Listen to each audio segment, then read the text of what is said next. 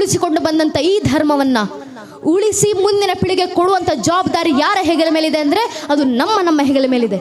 ನಾವೇ ಆ ಹೊಣೆಗಾರಿಕೆಯನ್ನು ವಹಿಸ್ಕೊಳ್ಬೇಕು, ನಾವೇ ಆ ಕೆಲಸವನ್ನು ಮಾಡಬೇಕು.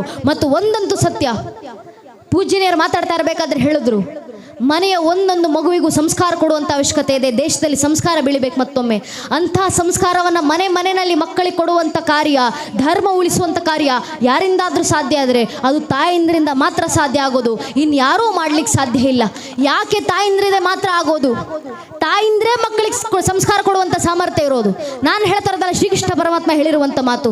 ಇಡೀ ಮಹಾಭಾರತದ ಕುರುಕ್ಷೇತ್ರ ಯುದ್ಧ ಮುಗಿದ ನಂತರ ತನ್ನ ಅಷ್ಟು ಜನ ಮಕ್ಕಳನ್ನು ಕಳ್ಕೊಂಡಿದ್ದ ಗಾಂಧಾರಿ ತಾಯಿ ಕಣ್ಣೀರಿಡ್ತಾ ಬಂದು ಕೃಷ್ಣನ ಮುಂದೆ ಕೂತ್ಕೊಂತಾರೆ.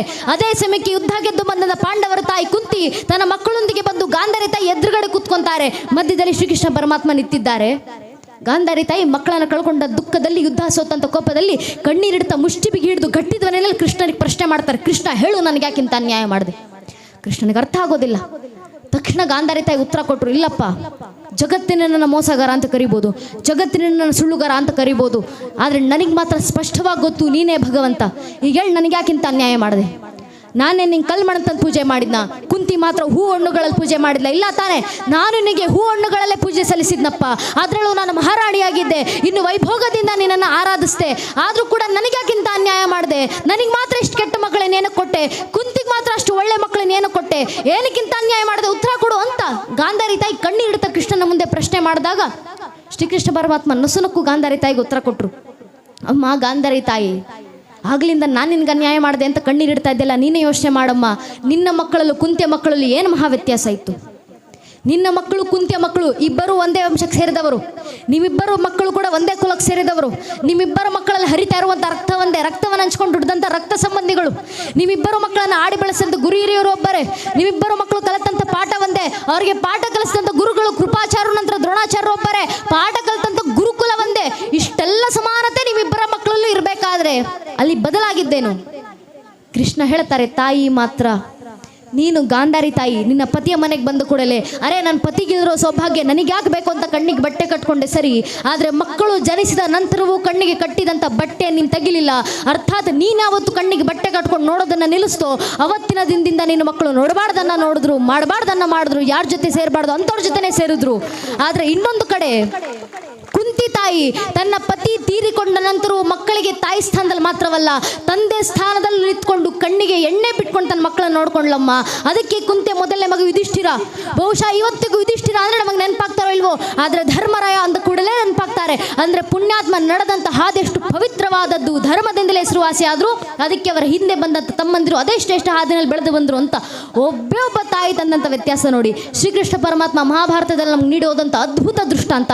ಒಬ್ಬ ತಾಯಿ ಗಾಂಧಾರಿ ಮಕ್ಕಳಿಗೆ ಸರಿಯಾದ ಸಂಸ್ಕಾರ ನೀಡಲಿಲ್ಲ, ಪರಿಣಾಮ ಧರ್ಮ ಯುದ್ಧ ರಚನೆ ಆಯಿತು. ಲಕ್ಷಾಂತರ ಜನರ ಬಳಿ 18 ಅಕ್ಷೋಣಿ ಸೇನೆಗಳ ನಿರ್ಣಾಮ.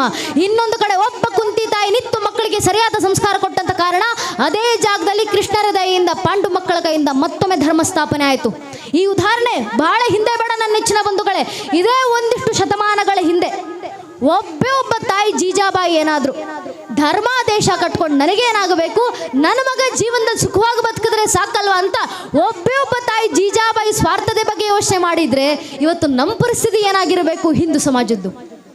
ಒಬ್ಬ ತಾಯಿ ಜೀಜಾಬಾಯಿ ಮಗನಿಗೆ ಧಾರ್ಮಿಕತೆಯ ಸಂಸ್ಕಾರವನ್ನು ತುಂಬಿಸಿರಲಿಲ್ಲ ಅಂದಿದ್ರೆ ಇವತ್ತು ಉತ್ತರದ ಆದಿಲ್ಶಾಹಿ, ದಕ್ಷಿಣದಲ್ಲಿ ಮೊಘಲಶಾಹಿ, ಅದರ ಆಚೆ ಈಚೆ ಇಮಾಮಶಾಹಿ, ಬರ್ದಶಾಹಿ, ಕುತುಬ್ಶಾಹಿ, ಅಯೋಧ್ಯೆಯಲ್ಲಿ ನವಾಬ, ಬಂಗಾಳದಲ್ಲಿ ನವಾಬ, ಗೋವಾದಲ್ಲಿ ಪೋರ್ಚುಗೀಸರು, ತಮಿಳುನಾಡಲ್ಲಿ ಡಚ್ಚರು, ಪಕ್ಕದಲ್ಲೇ ಫ್ರೆಂಚರು ಇದ್ದು ಜಗತ್ತಿನ ಎಲ್ಲ ಮತಪಂಥಗಳು ಜನಾಂಗಗಳು ಸನಾತನ ಧರ್ಮದ ನಾಶಕ್ಕೆ ಸಿದ್ಧವಾಗಿ ನಿಂತಿದ್ದಾಗ ಒಬ್ಬ ತಾಯಿ ಜೀಜಾಬಾಯಿ ಶಿವನೇರಿಯ ಕೋಟೆಗಳಿಂದ ಛತ್ರಪತಿ ಶಿವಾಜಿ ಮಹಾರಾಜರನ್ನು ತಯಾರು ಮಾಡಿ ಧರ್ಮ ರಕ್ಷಣೆ ಕಳಿಸಿಕೊಟ್ರು. ಆ ತಾಯಿ ಜೀಜಾಬಾಯಿ ಮಗನಿಗೆ ಕೊಟ್ಟಂತ ಸಂಸ್ಕಾರ, ತಾಯಿ ಜೀಜಾಬಾಯಿ ಮನೆಯಲ್ಲಿದ್ದಂಥ ಮಗನನ್ನು ಕೂರಿಸ್ಕೊಂಡು ಮಗು ನೀನು ದೊಡ್ಡವನಾದ ಮೇಲೆ ಮಹಾರಾಜನಾಗಿ ಸುಖ ಸಂಪತ್ತಿಗೆ ನಾನು ಬದುಕಬೇಕಪ್ಪ ಅಂತ ಎಂದಿಗೂ ಹೇಳಲಿಲ್ಲ. ಮನೆಯಲ್ಲಿದ್ದಂಥ ಬಾಲ ಶಿವಾಜಿಯನ್ನ ಕೂರಿಸ್ಕೊಂಡು ತಾಯಿ ಜೀಜಾಬಾಯಿ ಕನಸು ಕಟ್ಟಿ ಕೊಡ್ತಾರೆ. ಮಗು ಶಿವ, ನಿನ್ನ ಜೀವನದ ಕನಸಾಗಬೇಕು. ಯಾವುದು ಕನಸು? ನಿನ್ನ ದೇಹದ ನರ ನಾಡಿಗಳನ್ನ ಬತ್ತಿಯೊಂತೊಸೆದು ರಕ್ತದ ದೀಪವನ್ನು ಸನಾತನ ಹಿಂದೂ ಧರ್ಮದ ಧರ್ಮೋದ್ಧಾರ ಕಚ್ಚಿಡೋದೇ ನಿನ್ನ ಜೀವನದ ಅಂತಿಮ ಕನಸಾಗಬೇಕಂತ ತಾಯಿ ಜೀಜಾಬಾಯಿ ಮಗನಿಗೆ ಕಟ್ಟಿಕೊಟ್ಟಂತ ಕನಸು. ಅಂಥ ಕನಸನ್ನ ತಾಯಿ ಕೊಟ್ಟಿದ್ರಿಂದ ಶಿವಾಜಿ ಮಹಾರಾಜ ಶ್ರಮದ ಪ್ರತಿಫಲವಾಗಿ ಇವತ್ತು ನಮ್ಮ ಧರ್ಮ ಉಳ್ಕೊಂಡಿದೆ. ಇಲ್ಲಿರುವಂಥ ಒಬ್ಬೊಬ್ಬ ತಾಯಿಂದ್ರಲ್ಲದು ಅಂಥದ್ದೇ ಸಾಮರ್ಥ್ಯ ಇದೆ. ಒಬ್ಬೊಬ್ಬ ತಾಯಿಂದ್ರ ಮನಸ್ಸು ಮಾಡಿದ್ರೆ ಮನೆನ ಛತ್ರಪತಿ ಶಿವಾಜಿ ಮಹಾರಾಜ್ ಹುಟ್ಟು ಬರಬೇಕಂದ್ರೆ ಮನೆಯಲ್ಲಿರುವಂಥ ಒಬ್ಬೊಬ್ಬ ತಾಯಿ ಜೀಜಾಬಾಯಿ ಆಗಬೇಕು. ಮನೆ ಅಯೋಧ್ಯೆ ಆಗಬೇಕಂದ್ರೆ ಮನೆಯಲ್ಲಿರುವಂಥ ಒಬ್ಬೊಬ್ಬ ತಾಯಿ ಕೌಶಲ್ಯ ಆದಾಗ ಮಾತ್ರ ಅದು ಸಾಧ್ಯ ಆಗೋದು. ಆ ಸಂಸ್ಕಾರ ತಾಯಿಯಿಂದ ಮಾತ್ರ ಮಕ್ಕಳಿಗೆ ನೀಡ್ಲಿಕ್ಕೆ ಸಾಧ್ಯ. ಯಾರು ಎಷ್ಟೇ ಪ್ರಯತ್ನವನ್ನು ಪಡಲಿ. ಮನುಸ್ಮೃತಿ 6ನೇ ಅಧ್ಯಾಯದಲ್ಲಿ ಮನು ಬರೀತಾರಲ್ಲ, ಉಪಾಧ್ಯಾಯ ದಶಾಚಾರ್ಯ ಆಚಾರ್ಯ ಶತಂ ಪಿತಾನ್ ಶಾಸ್ತ್ರತು ಪಿತರನ್ ಮಾತುಗೈರವೇನ ತಿರಿಚ್ಛತೆ. ಅರ್ಥಾತ್ 10 ಜನ ಉಪಾಧ್ಯಾಯರಿಗೆ ಒಬ್ಬ ಆಚಾರ್ಯ ಸಮ ಅಂತ, 100 ಜನ ಆಚಾರ್ಯರಿಗೆ ಒಬ್ಬ ತಂದೆ ಸಮ, ಆದರೆ ಅಂತ 1000 ಜನ ತಂದೆಯಂದಿರಿಗೆ ಒಬ್ಬ ತಾಯಿ ಸಮ ಅಂತ ಮನುಸ್ಮೃತಿನಲ್ಲಿ ಮನು ಬರೆದ್ರು. ಒಬ್ಬೊಬ್ಬ ತಾಯಿಲಿರುವಂಥ ಸಾಮರ್ಥ್ಯ. ಆದ್ರಿಂದ ತಾಯಿಯಂದ್ರ ಜಾಗೃತರಾಗಿ ಹೆಣ್ಣು ಮಕ್ಕಳು ಸಹ, ಯುವತಿಯರು ನೆನ್ಪಿಟ್ಕೊಳ್ಬೇಕು. ಯುವತಿಯರು, ಈ ಧರ್ಮದಲ್ಲಿ ನಾವು ಹೆಣ್ಣು ಮಕ್ಕಳನ್ನು ತಯಾರು ಮಾಡಿದ್ರೆ ಯಾವ ರೀತಿ? ಈ ಧರ್ಮದ ಹೆಣ್ಣು ಮಕ್ಕಳನ್ನ ಈ ಧರ್ಮ ಯಾವತ್ತಿಗೂ ಅಡುಗೆ ಮನೆಗೆ ಸೀಮಿತ ಮಾಡಲಿಲ್ಲ, ಮನೆ ಹೊಸಲಿನ ಒಳಗೆ ಸೀಮಿತ ಮಾಡಲಿಲ್ಲ. ನಾನು ಈ ಕ್ಷಣ ನಿಮ್ಮ ಮುಂದೆ ನಿಂತ್ಕೊಂಡು ಒಮ್ಮೆ ಮೊಘಲರ ರಾಣಿಯರನ್ನ ನೆನಪಿಸ್ಕೊಳ್ಳಿ ಅಂದ್ರೆ ನಮ್ಮ ಕಣ್ಮುಂದೆ ಯಾವ ಭಾವಚಿತ್ರ ಬರ್ಬೋದು? ಪರ್ದೆ ಹಿಂದ್ಗಡೆ ಕೈಯಲ್ಲೊಂದು ಗುಲಾಬಿ ಹಿಡ್ಕೊಂಡು ತನ್ನ ಪಾಡಿಗೆ ತಾನು ಅಂತಃಪುರದಲ್ಲಿ ಕೂತಿರುವಂಥ ಹೆಣ್ಣು ಮಕ್ಕಳ ನೆನಪಾಗ್ಬೋದು ನಮಗೆ. ನಾನು ಈ ಕ್ಷಣ ನಿಮ್ಮ ಮುಂದೆ ಒಮ್ಮೆ ಬ್ರಿಟಿಷರ ರಾಣಿಯರನ್ನ ನೆನಪಿಸ್ಕೊಳ್ಳಿ ಅಂದ್ರೆ ನಮ್ಮ ಕಣ್ಮುಂದೆ ಯಾವ ಭಾವಚಿತ್ರ ನೆನಪಾಗ್ಬೋದು? ಅಲಂಕಾರ ಮಾಡಿಕೊಂಡು ವಜ್ರ ವೈಡೂರ್ಯಗಳನ್ನ ತೊಟ್ಕೊಂಡು ತನ್ನ ಅರಮನೆ ತನ್ನ ಪಾಡಿಗೆ ತಾನು ಕೂತಿರುವಂಥ ಹೆಣ್ಣು ಮಕ್ಕಳ ಭಾವಚಿತ್ರ ನಮಗೆ ನೆನಪಾಗ್ಬೋದು. ಅದೇ ನಾನು ಈ ಕ್ಷಣ ಒಮ್ಮೆ ಹಿಂದೂ ರಾಣಿಯರನ್ನು ನೆನಪಿಸ್ಕೊಳ್ಳಿ ಅಂದರೆ ನಮ್ಮ ಕಣ್ಮುಂದೆ ಅಲಂಕಾರ ಮಾಡಿಕೊಂಡು ಗುಲಾಬಿ ಹಿಡ್ಕೊಂಡು ಅಂತಃಪುರ ಅರಮನೆಯಲ್ಲಿ ತನ್ನ ಪಾಡಿಗೆ ತಾನು ಕೂತಿರುವಂಥ ಹೆಣ್ಣು ಮಗಳ ನೆನಪಾಗೋದಿಲ್ಲ. ಹಿಂದೂ ರಾಣಿಯರು ಅಂದ ಕೂಡಲೇ ಕಚ್ಚೆ ಸೀರೆಯನ್ನು ತೊಟ್ಟು ಕೈಯಲ್ಲಿ ಬಿಚ್ಚುಗತ್ತೆಯನ್ನು ಹಿಡಿದು ಠ್ಯಾಕರೆ ಕತ್ತನ್ನು ಕತ್ತರಿಸಿ ತನ್ನ ಅಗಸಿ ಬಾಗ್ಲಿಗೆ ತನ್ನೇ ತಾಕಿ ತಾಕತ್ತಿದ್ರೆ ಯುದ್ಧಕ್ಕೆ ಬನ್ನಿ ಅಂತ ಬ್ರಿಟಿಷರ ವಿರುದ್ಧ ಗರ್ಜಿಸಿದಂಥ ಕಿತ್ತೂರಿನ ರಾಣಿ ಚೆನ್ನಮ್ಮನಂತ ಹೆಣ್ಣು ಮಕ್ಕಳ ನೆನಪಾಗುತ್ತೆ ನಮಗೆ. ಈ ಧರ್ಮದಲ್ಲಿ ನಾವು ಹೆಣ್ಣು ಮಕ್ಕಳನ್ನು ತಯಾರಿಸಿದಂಥ ರೀತಿ ಅಂತದ್ದು. ಈ ಧರ್ಮದಲ್ಲಿ ಹುಟ್ಟಿದಂಥ ಹೆಣ್ಣು ಮಕ್ಕಳು ಕಿತ್ತೂರಿನ ರಾಣಿ ಚೆನ್ನಮ್ಮನಂತೆ ತಯಾರಾದ್ರು. ಈ ಧರ್ಮದಲ್ಲಿ ಹುಟ್ಟಿದಂಥ ಹೆಣ್ಣು ಮಕ್ಕಳು 20 ವರ್ಷ ಅರಿಯದ ಹೆಣ್ಣು ಮಕ್ಕಳು ಏಕಾಂಗಿಯಾಗಿ ಕೈಯಲ್ಲೊಂದು ಒನಕೆಯನ್ನು ಹಿಡಿದು ನಿಂತು ಹೈದರಾಳಿ ಸೈನಿಕರ ನರಮೇಧವನ್ನು ಮಾಡಿದಂಥ ಒನಕೆ ಓಬವ್ವನಂತ ಹೆಣ್ಣು ಮಕ್ಕಳನ್ನ ತಯಾರು ಮಾಡಿದಂಥ ಧರ್ಮ ನಮ್ಮದು. ಈ ಧರ್ಮದಲ್ಲಿ ಹುಟ್ಟಿದಂಥ ಹೆಣ್ಣು ಮಕ್ಕಳು ಕ್ಷಾತ್ರ ತೇಜಸ್ಸು ಮಾತ್ರ ಅಲ್ಲ, ಜ್ಞಾನ ಪರಂಪರೆಯಲ್ಲೂ ಒಬ್ಬ ಅಕ್ಕ ಮಹಾದೇವಿಯ ಉದಾಹರಣೆ ಸಾಕು. ಶೂನ್ಯ ಪೀಠದ ಮುಂದೆ ನಿಂತಂತ ಅಕ್ಕ ಮಹಾದೇವಿಗೆ ಶೂನ್ಯ ಪೀಠದ ಮೇಲೆ ಕೂತಿದ್ದಂತ ಅಲ್ಲಮ್ಮ ಪ್ರಭುಗಳು ಮಾಡಿದಂತ ಮೊದಲನೇ ಪ್ರಶ್ನೆ, ನಿನ್ನ ಪತಿಯ ಹೆಸರೇನು ತಾಯಿ? ಅಲ್ಲಮ್ಮ ಪ್ರಭುಗಳಿಗೆ ಸತ್ಯ ಗೊತ್ತು, ಆದರೆ ಉಳಿದ ಶರಣರಿಗೆ ಸತ್ಯ ದರ್ಶನ ಆಗಲಿ ಅನ್ನೋ ಕಾರಣದಿಂದ ಅಲ್ಲಮ್ಮ ಪ್ರಭುಗಳು ಮಾಡಿದಂತ ಪ್ರಶ್ನೆ, ನಿನ್ನ ಗಂಡನ ಹೆಸರೇನು? ಆಗ ಅಕ್ಕ ಮಹಾದೇವಿ ಶೂನ್ಯ ಪೀಠದ ಮುಂದೆ ನಿಂತು ಎಲ್ಲ ಶರಣರ ಮುಂದೆ ಉತ್ತರವನ್ನು ಕೊಡ್ತಾರೆ, ಹಿಯಕ್ಕೊಬ್ಬ ಗಂಡ ಪರಕ್ಕೊಬ್ಬ ಗಂಡನೇ, ಎನಗೆ ಚನ್ನಮಲ್ಲಿಕಾರ್ಜುನ ಒಬ್ಬನೇ ಗಂಡನಯ್ಯ ಅಂತ. ಅಂಥ ಭಕ್ತಿಯ ಪರಾಕಾಷ್ಠೆಯನ್ನು ಮುಟ್ಟಿದಂಥ ಹೆಣ್ಣು ಮಕ್ಕಳನ್ನು ತಯಾರು ಮಾಡಿದಂಥ ಧರ್ಮ ನಮ್ಮದು. ಆ ಪರಂಪರೆನ ನಾವು ಹುಟ್ಟಿದ್ದೀವಿ ಅಂದ ಮೇಲೆ ನಮ್ಮ ಮೇಲೆ ಧರ್ಮ ಉಳಿಸುವಂಥ ಜವಾಬ್ದಾರಿ ಇನ್ನೆಷ್ಟು ವಿಶಾಲ ಮಟ್ಟದಿದೆ. ನಾವಿನ್ನೆಷ್ಟು ಹೆಮ್ಮೆ ಪಡಬೇಕು. ಅಂತ ಸನಾತನ ಧರ್ಮದಲ್ಲಿ ಹುಟ್ಟಿರುವಂಥ ಹೆಣ್ಣು ಮಕ್ಕಳು ನಮ್ಮ ಪರಂಪರೆಯನ್ನು ನೆನಪಿಸ್ಕೊಂಡು ಜಾಗೃತರಾಗಿ ನಮ್ಮ ರಕ್ತದ ಪರಿಚಯ ನಮಗಾಗಲಿ. ಪ್ರತಿ ಬಾರಿ ಕೇಸರಿಯನ್ನ ನೋಡಿದಾಗ ಹಣೆ ಕುಂಕುಮ ತಿಲಕವನ್ನು ಇಡಬೇಕಾದ್ರೆ ನಮ್ಮ ಹೆಣ್ಮಕ್ಳಿಗೆ ನೆನಪಾಗಬೇಕು. ಹಣೆಗೆ ವಿಭೂತಿ ಪಟ್ಟೆಯನ್ನು ಬಳಿಬೇಕಾದ್ರೆ ಪ್ರತಿಯೊಬ್ಬ ಹಿಂದುವಿಗೂ ನೆನಪಾಗಬೇಕು. ಕಾಟಾಚಾರಕ್ಕೆ ಹಣೆ ಕುಂಕುಮ ತಿಲಕ ವಿಭೂತಿ ಇಡ್ತಿಲ್ಲ, ಕಾಟಾಚಾರಕ್ಕೆ ಕೈಯಲ್ಲಿ ರಕ್ಷೆಯನ್ನು ತೊಟ್ಕೊಂಡು ಓಡಾಡ್ತಿಲ್ಲ, ಕಾಟಾಚಾರಕ್ಕೆ ಊರು ತುಂಬ ಕೇಸರಿ ತೋರಣಗಳನ್ನ ಭಗವದ್ ಧ್ವಜವನ್ನು ಕಟ್ಟಿಲ್ಲ. ಆ ತಿಲಕ, ಆ ಕುಂಕುಮ, ಆ ವಿಭೂತಿ ಒಂದು ಸಂಕೇತ. ಯಾವುದರ ಸಂಕೇತ?